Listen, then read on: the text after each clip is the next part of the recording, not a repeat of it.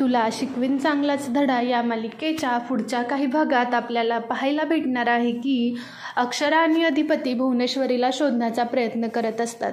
एक दिवशी अक्षरा आपल्या भाजी मार्केटमध्ये जाऊन भाजी घेत असते. तिथे तिला भुवनेश्वरीसारखी बाई दिसते. ती तिचा पाठलाग करते. तिला असं वाटतं की ती भुवनेश्वरी आहे, पण ती तिचा पाठलाग करते. तेव्हा ती खरं तर ती भुवनेश्वरी नसून चारुलता असते की ती अधिपतीची स्वतःची सख्खी जन्मदात्री आई असते.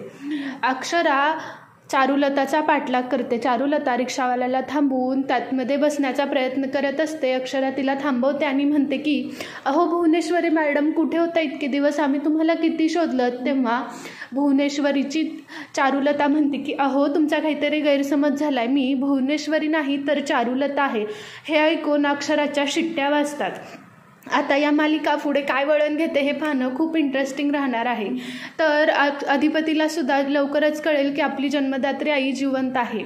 हे आता आपल्याला पाहायला पुढे काही भागात भेटेल. आपल्याला अशाच नवनवीन अपडेट पाहण्यासाठी आपल्या चॅनलला लाईक, शेअर आणि सबस्क्राईब करायला विसरू नका. थँक्यू.